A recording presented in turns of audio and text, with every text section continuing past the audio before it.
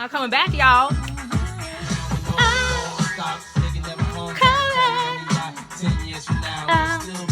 Told you that we won't stop. P-I-G-P-O-P-P-A. Oh, no, please, thank you. Thank you. You're too kind, guys. No, I know. Thank you. Oh my. It's what, this is so sweet. Unexpected. Hi everyone, I'm Soraya Rhea and thanks for tuning in for my review of 90 Day Fiance Season 7. I'm coming back. I'm coming. Yes. You guys, I know I've been away for a while and I've missed you guys. I've missed, reviewing shows and stuff. Let me just put this out there and just say that I had major surgery not even a month ago. And so that's why I have been so MIA.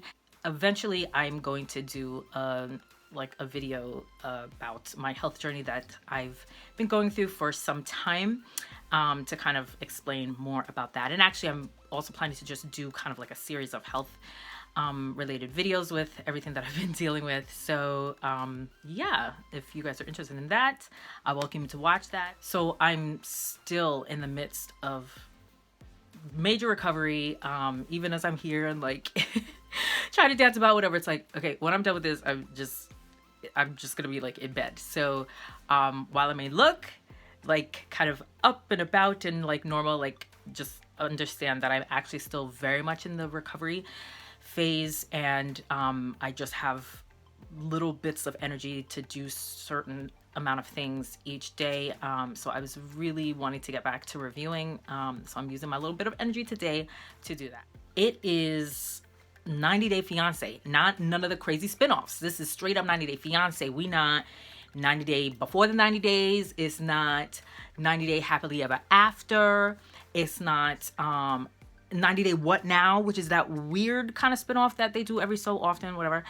And it's not 90 Day the other way. We are doing straight 90 Day Fiance. Okay, we're talking about people who have got approved for the K1 visa that are coming to America.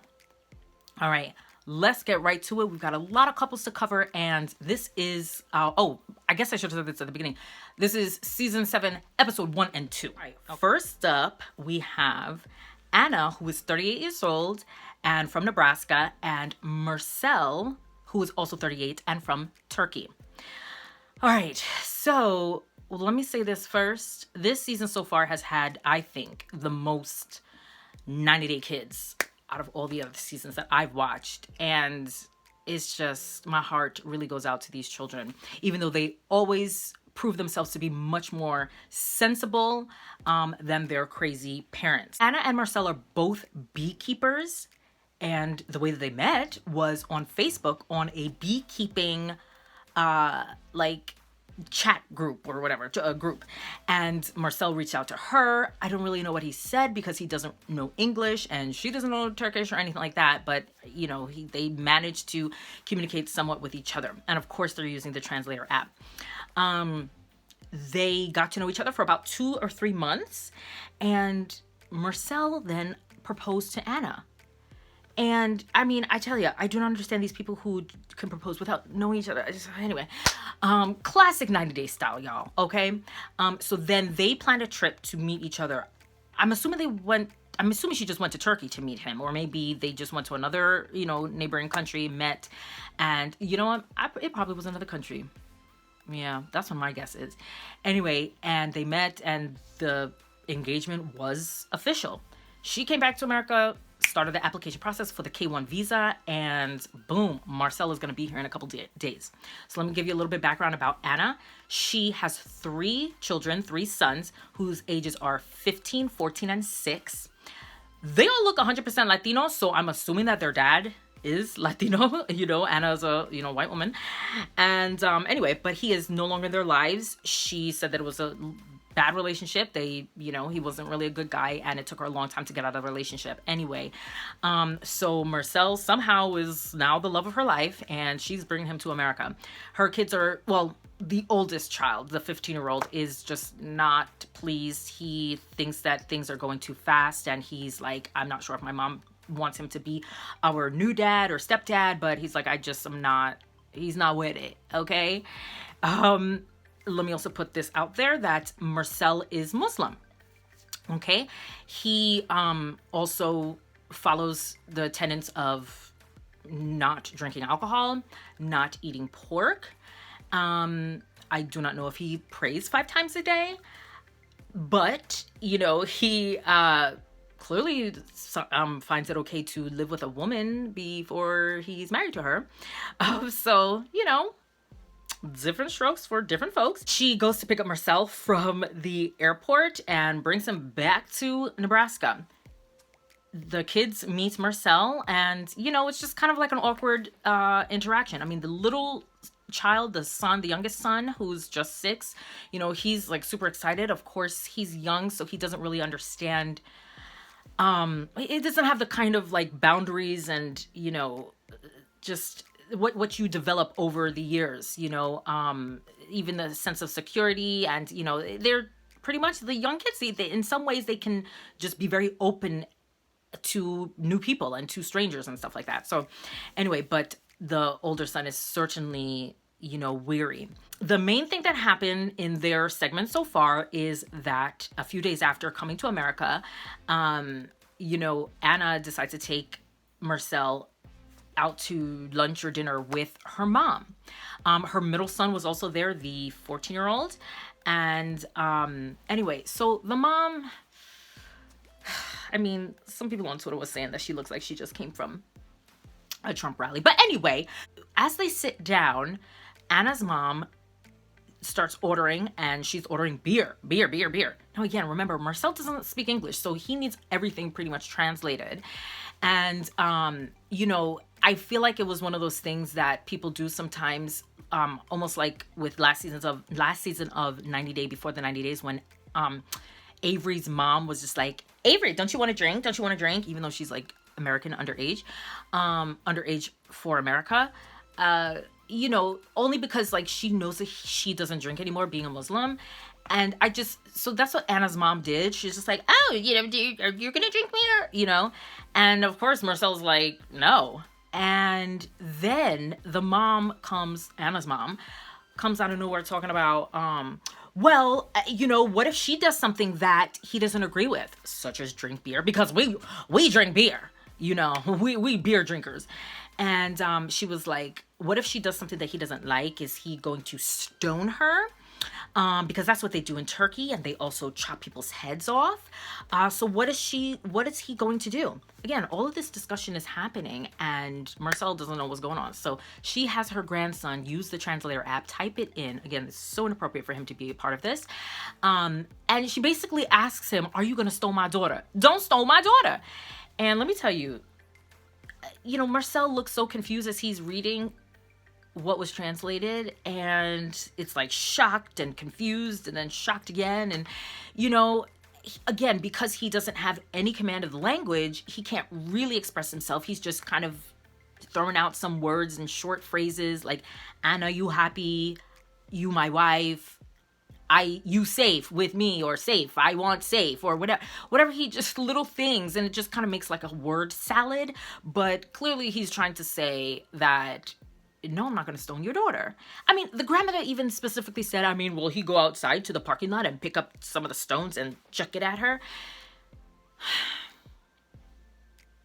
We hear more, essentially an intelligent defense from Marcel once he just speaks in Turkish, and then everything is translated for us. And he's just like, I don't know why she would ask that. We don't do that. I would never do that. I love Anna, like that's not what we do in Turkey or whatever. I don't know why she would say that.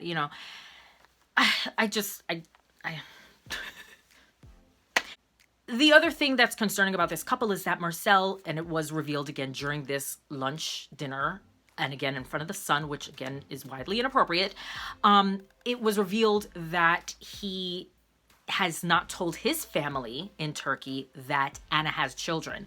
And he explains that, well, it's because it is not a good thing. It is a bad thing when you have children and you're not married. So again, that part of, Muslim devotion he follows, or at least well, clearly don't follow it because he's living with her and clearly they're together physically. But at least he recognizes that that's not what you do. And he doesn't, I assume that it's also because he doesn't want to bring shame on the family. And I guess he, would already, I'm sure this family, wouldn't approve. So that's what's going on with them. We will see what happens. Watching them communicate is really like, it's like pulling teeth because there's no real depth to their conversation. They're just everything. I can't even call it superficial because it's just like those little things. I love you. You are I love you. And I can't wait. And I'm so happy you're here. And whatever. It's just, I think Anna knows how to say good and bad and few words in Turkish, and that's it. Moving on to Michael, who is 42 from Greenwich, Connecticut, and Juliana, who is 23 from Brazil. Okay, Michael is a wine entrepreneur, and Juliana is a model. Let me just start by saying I'm disturbed by this couple. So I don't even know how much I'm going to pay attention to them because it's just, these couples where, it's a very young woman and a significantly older man, and particularly not even just a 20-year gap. No, I'm talking about a young woman like 20. I mean, she's 23 now, but like they met when she was like 20. And, I'm disturbed by it. It makes me very uncomfortable. I don't know. I just don't like it. Anyway, at the beginning, Michael starts describing himself and sharing about himself, essentially through his material goods. He's like, I have a Porsche, I have a collection. I think he has actually a collection of, sports cars. He has a collection of like expensive guitars and bass guitars. He also has like fancy watches and stuff. And, he was like, oh, I have to be careful about what I say to make sure it doesn't sound like I'm a douchebag or whatever. He's like, ooh, how, so I'm like, okay. He met Juliana on a yacht party in Croatia several years ago when she was just 20. So clearly this woman, Juliana, this young woman, this was just a teenager woman, young adult, has just started her, international model career. Otherwise she was in, a poor neighborhood, town, city, or whatever in Brazil, according to Michael, and that she had very little education. So this opportunity has changed her life dramatically. Now, Michael, let's go back to Michael a little bit more, his background. He is divorced and has 2 young children. And his wife, however, him and his wife have 50-50 custody, and they live around each other, so they are in each other's lives, and they're actually pretty good friends. Michael, shares with us that, they are in each other's lives, and she will be in his life because of the fact that they are parents to, to their children, and they want both to be in their lives and co-parent. Now his wife also is truly good enough friends with him because she is on the show. My girl came on the show and is talking to him before he heads to Brazil to be with Juliana during her K-1 visa interview. Yes, I will say this about their children. Their son is actually kind of cute. They have a son and a daughter. They're really cute. Even though, again, screen time for the 98 kids, I'm just, again, disturbed when they're minors, under 18. But, whatever. And the son at one point said, well, we know that, she's closer to our age than yours, Dad. But then he also said that, but she's not exactly young enough to be your daughter. And it's like, oh, sweetie. Yes, she is. She certainly can be. Yikes. Michael supports Juliana financially. She has a bunch of credit cards from him. The producers asked him about how much did he spend, and it sounds like he spent an excess of, $150,000 and counting. Like right before her interview and before he came to Brazil, he found out that she bought a car on one of his credit cards, and he's like all super shocked or whatever. And one of the things I thought of, at first I was like, that's weird. And like, can you do that? You could just like swipe, give me a card. I don't know. Anyway, but then I realized I'm like, yeah, she's, gonna do her K1 visa interview, and then likely, if she gets approved, likely come to America soon. But I'm like, yeah, she's probably getting some stuff for her fam and be like, yo, here you go, here you go. I'm gonna help y'all out. That's my guess. Their segment basically ends with Michael going to Brazil to be with her during her K1 visa interview, which apparently didn't go well because she came back and said, you know, she was just not happy. And she said that they were asking her a lot of questions about, particularly about her work. And they flat out asked her, have you been a prostitute for the past 10 years? Which my initial reaction was, past 10 years, she would have been 13. That is so inappropriate. But then I'm like, all right, well, I do not know what these people see. And of course, different countries. Juliana lets us know in her interview that she knows other models who have done that work and are in that work in addition to their modeling career, but she says that is not what she does. Michael, you know, the way that he describes Juliana is just like, oh my gosh, she's like the love of my life. And it's just, you know, he describes her as being just, even though she's so beautiful, of course, but he's like, he realized that she's intelligent and she's just interesting and just, you know, so smart, and she just has a lot going for her and whatever. I mean, the way that he's talking about this woman is like, and I'm sorry, I know that she's an adult, but like, she just looks like a girl still, you know? I mean, and then of course, compared to him, it's just, ugh. And I just feel like Michael is just living his life. He is truly having his cake and eating it too, because he has his children and he got an ex-wife who's co-parenting with him, and they are making it work. They are good. And now he's gotten rid of her, you know, in her 40-something-year-old self, and is now going back to the life of an early 20s with a hot chick. You know, I mean, he's just got it all. Let's move on to Tania, who is 29 from Connecticut, and Sinjin, who is 29 and from Cape Town, South Africa. Now, Tania is a bartender, but she also is a social activist on the side. And they showed her working, like, you know, in parades and marches, and even getting thrown out of, like, I guess a congressional session that was showed on C-SPAN. Anyway, yeah, she describes herself as a wild woman, which, you know, we kind of see a little bit of that when her segment starts out with her in a sex shop buying some sex toys. So I'm just like, oh dear, another Laura. Here's how Tania and Sinjin met. Tania was in a relationship, I guess, in her early 20s, and it was not good. It was toxic, and she decided to be single for about 6 years and just focus on herself, on her career, being an activist, etc. And then when she decided to start dating again, she used a dating app and met this guy who suddenly was like, I'm gonna go to South Africa, I'm gonna buy you a ticket. And that's what happened. They went to South Africa. He bought her a ticket and they went and met there. And I'm just like, just lifetime movie waiting to happen. Anyway, I guess after a day or two or whatever the time frame was, she realized this guy is not a good guy. So she leaves him. Just leaves. And I'm just like, okay, this is a new country, where are you going? At night, and then decides to go out to a bar. Again, lifetime movie. Goes out to a bar, meets some girls, and she's having a good time. And the bartender there was Sinjin. And she went home with Sinjin. And not only did my girl just go home with Sinjin, she went home with Sinjin and then stayed in South Africa for 2 months. Okay, you know, I mean, clearly she's okay now. But I don't get it.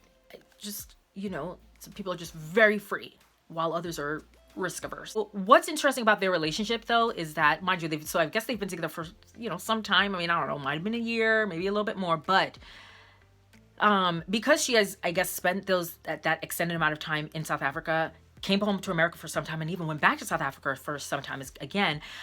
2 of her family members have already met Sinjin, her mom and her sister. So at the very least, that shows that, you know, she is not just bringing somebody who doesn't know anybody who she knows, who has not kind of been checked and vetted by other people. And also that shows that, you know, because he didn't come to America for them to meet him. They went to South Africa to meet him. So, you know, that there's some commitment there, some roots ish, you know. Tania definitely does the most when she goes to pick up Sinjin from the airport. I mean, my girl from Connecticut, but then she picks him up from the New York airport. She decides to get a hotel in Manhattan, spend a night or two or whatever with him to show him New York City, because he's never been. My girl gets the hotel room ready, rose petals everywhere, sex toys on the side table and everything, and her two BFFs are with her. They go to the airport, and I mean, these girls are doing the most. They are sprinkling rose petals on the airport floor. Weird and tacky. And they started popping bottles, y'all. They got champagne and everything. And when Sinjin came, Lord have mercy, Tania nearly lost her mind. I mean, she was bawling and crying and just like, oh my gosh. Yeah, so they definitely did the most for his welcome.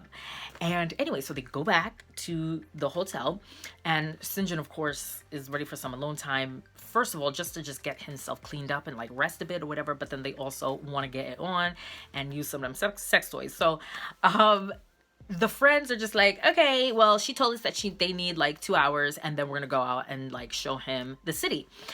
And let me tell you, them girls, woof, man, like, I guess it was like at the 2 hour mark, they knock on the hotel door, and they walk in, and you know, one of them was just like, time's up. And I'm like, okay. And my girl goes and sits on their bed. I mean, she went and sit on the sex bed. It wasn't made up. They didn't change no sheets or whatever. I mean, she's just sat like plopped right in the middle of it. That was really weird and like ill. So then they take him to Times Square, and right before they, you know, get there, or a couple blocks before, Tania makes him put on a blindfold. And I'm like, what is this like big surprise that she needs to guide him for a couple of blocks using the blindfold? Anyway, then they get into like the middle of Times Square, okay? And she's like, stand here, wait a second. And then her and the friends unroll this banner thing.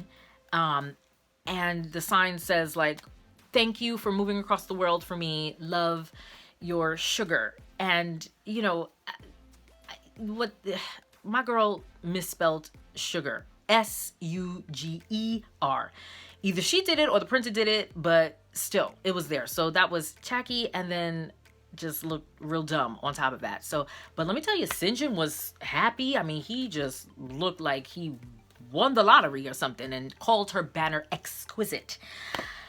But in his interview, Sinjin reveals to us that, you know, this is great and I'm happy to be here. This is the land of opportunity, the concrete jungle. I gotta work on my South African accent. He was so happy to be here in the concrete jungle. And then he's like, but I just wish that it wasn't so quick. He's like, I kind of wish we had 180 days, you know, before we had to get married. Woo! You know who he sounds like? Jay. Jay from Jay and Ashley, Jamaican Jay. Yes, that's exactly what he said. He was like, yeah, if I had more time, he's like, I wouldn't marry her within 90 days. Yeah, of course you wouldn't. Crazy, right? Because it is. But he's like, you know, so we'll see. It's a quick time, a lot of, you know, whatever to deal with in a very short amount of time. So, we will see. Drama. Moving on to Elizabeth, who is 29, originally from Oregon, but now residing in Russia. And then we have Sasha, who is 32, who is from Russia. Now, Emily is she teaches English in Russia. She said, I guess a couple years after college, she decided to, you know, go abroad, and she got a job, I guess, in Russia, or she was assigned to a city in Russia where she has been teaching English for the past couple of years.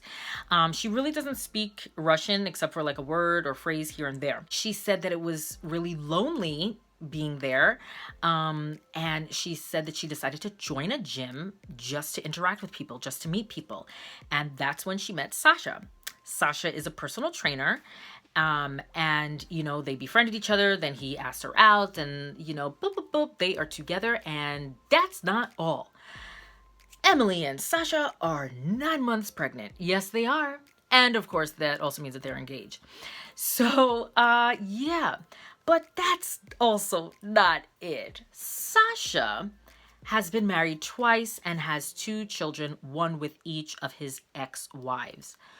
Yeah, so Emily's about to be his third wife, and she's about to have his third child.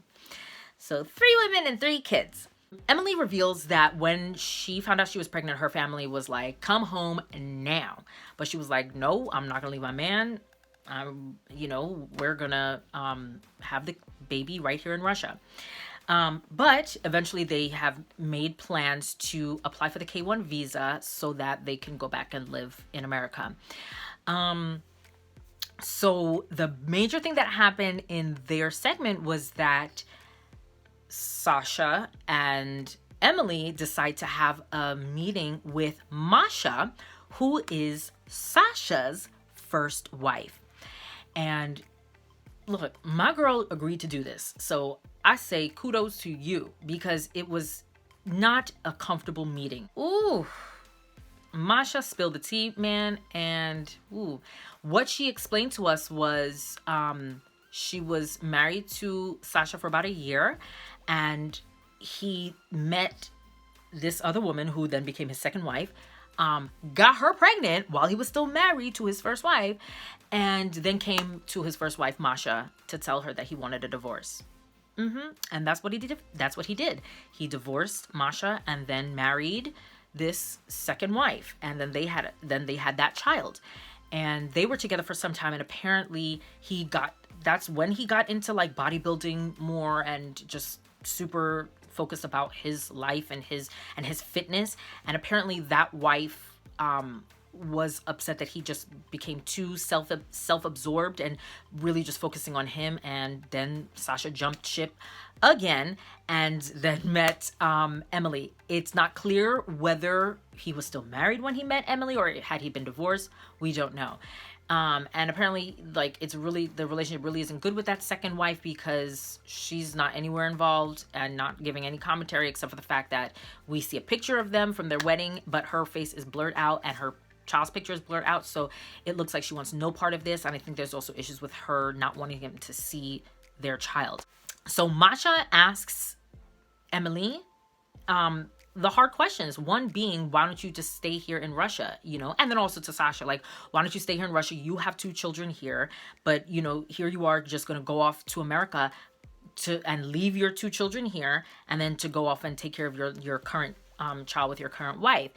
And Emily set the record straight and let us all know that she would be fine to live in Russia, but this is Sasha's doing, who actually really wants to live in America. So that's actually interesting. Masha revealed, like, okay, yeah, this sounds like Sasha just kind of wanting to do his own thing. She's like, well, look, now he has this opportunity to go to America, so that's what he wants to do. He wants to focus on going to America and making a better life for him in America. And in a sense, she just feels like he's not thinking about what he would be leaving in a completely another country that's not just a little drive away or a 2-hour flight away. That's a significant distance, And the main reason why they even met also was because Emily wanted to, meet Masha in the first place, but then also to ask her permission if it was okay for Masha and Sasha's son, Masha and Sasha, to come visit them in America when they move, because she wants,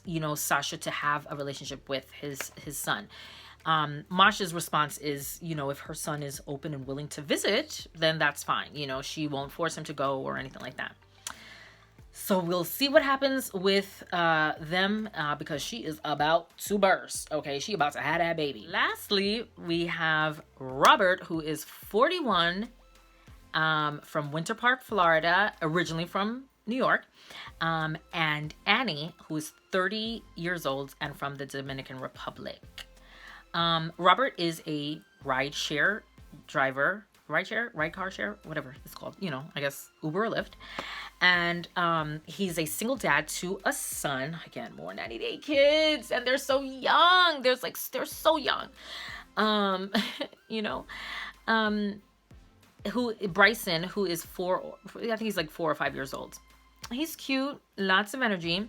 Robert lets us know that his, I guess, girlfriend and Bryson's mom just upped and left one day. I think he said that she came home and everything was gone, like all of her stuff was gone, and he has been a full-time single dad ever since. And it seems like it's been for a while, like not like just the last couple of months. It seems like he's been, the main parent for a while. Anyway, Robert met Annie via Facebook through a mutual friend. So they started conversing, whatever. Annie has a, decent amount of English language skills. So they're able to communicate pretty well. And anyway, so after he got to know her, he was like, oh my gosh, I gotta meet her. Like, so instead of just going to the Dominican Republic to visit her, he booked a cruise that had a stop one day in DR, and he met up with her, and they spent 8 hours together, according to Robert. So he's very precise with letting us know that. And at the end of the day, he proposed to her, and she said yes. I mean, I think that's a 90-day record. Outside of the people that get engaged before they meet in person, I guess that's its own record. But that's a record of, the people when they meet in person, because you have the 2-dayers, the 3-dayers, the 9-dayers, whatever. But it's like the 8 hours, and then a proposal. I mean, and that is the only time that he has ever seen her in person. So it is just a couple days before Annie is, set to come to America. So what we hear a lot is Robert talking to Bryson about like, oh, are you excited that Annie's coming and this and that? And let me tell you, I will say this, Robert is like, he's pretty entertaining to me out of all of the couples and all of the people. I will say Robert is keeping it really real, because he is letting Annie know, like, he is no frills. He ain't got no money. I mean, also that he's letting her know what he expects her role to be. And that is mommy to Bryson. I mean, he's like, you gonna take care of him, right? How you gonna get him up for school in the morning? I mean, this is what he's asking her, like he's letting her know, like, by the way, when you come, you going right into, motherly role. I mean, he's just letting her know, I need help, okay? And then just to jump in and just be major caretaker, pretty much primary caretaker or shared primary caretaker to a child that you're just getting to know, that is no little feat. All right. But anyway, so they go to the airport and Annie comes and Bryson is all over her. He's like running, Annie, I mean, it was cute, but at the same time, it was just like, sweetie, it's like, this person's still a stranger. Anyway, they get back to Robert's apartment, and they have like a welcome sign, like bienvenidos, Annie. So Robert then goes to put Bryson down in the bed. He wakes up a couple minutes later and he's like, hey, daddy. Yes. I want Annie to cuddle with me. I want her to sleep with me. Whatever. And he's already asked for this. And as cute as that sounds, it's just disturbing to me, again, especially for someone that young, to just suddenly be sharing a bed with, I'm sorry, a stranger. And I don't care. It's a woman. I don't care. Yes. It just concern. That's just the boundaries. I just don't think it's for the emotional well-being and, building of trust and whatever, because who knows what is going to happen over the next 90 days. And if not next 90 days, the next 6 months or even year, like suddenly this person pops into their life, sleeping in a bed. And then who knows what may happen in the next couple of months. They may not be together. And then suddenly she's gone and then mommy's gone again. What is that? Just not smart, not smart. Okay. That's how I feel about the 90-day kids, the young 90-day kids, especially the ones that have to live with this new person suddenly out of nowhere. Annie is just like, we sleeping in the same bed? Like, that's not what I was expecting. And I'm just like, girl, did he not give you a FaceTime tour of the apartment for you to see that it is a 1-bedroom and he only got 1 bed? And Robert lets us know, again, keeping it really real. I guess I'm gonna get Bryson a bed soon, but for right now, all 3 of us are gonna have to share the bed. He is all up for the family bed, because before Annie, it was just him and his son, and they shared the bed together. But Annie's all like, oh my gosh, I want my sexy time tonight, so this is not gonna work. Anyway, that's it, y'all. Thank you for tuning in for my review of the first 2 episodes. Let me know what you think. Of course, please like this video. Please comment below. Let me know what you think. I mean, are y'all as disturbed as me when it comes to all of the screen time that the 90 Day Kids are getting? You know, are you as like with Michael and Juliana's relationship and their huge age difference? Also, what do you think about like Marcel not telling his family about her children? And how is that even gonna work? Like, what's plan B with that? I mean, I don't know. What's plan B? Or is he trying to keep it a secret the whole time? Because maybe if they go to Turkey, they won't bring the kids with them. I don't know. Oh, as much as I love, you know, my reality shows and 90 Day or whatever, and I love your comments and everything, I do not like spoilers. No spoilers, please. No spoilers. So if you find out things that I haven't talked about yet in the review, or whatever, I'm not interested in knowing. And whether you follow these people on Instagram and you know things ahead of time, which I know a lot of people do, and that's fine. I just don't want that from my experience. In order for me to have that kind of real-time reaction to the events that happen each week as the show premieres, like, I don't want to know what is happening. Like, I am not interested to know, like, who's not together, who went back to their country, who's divorced, who already is pregnant, who's having a baby. I don't want to know. So just putting that out there. Thanks for tuning in, guys, and welcome back. Or maybe I should say welcome back to myself. How's that working? Anyway, thanks for watching. See you later. Bye. Where the true players at? Wave it side to side.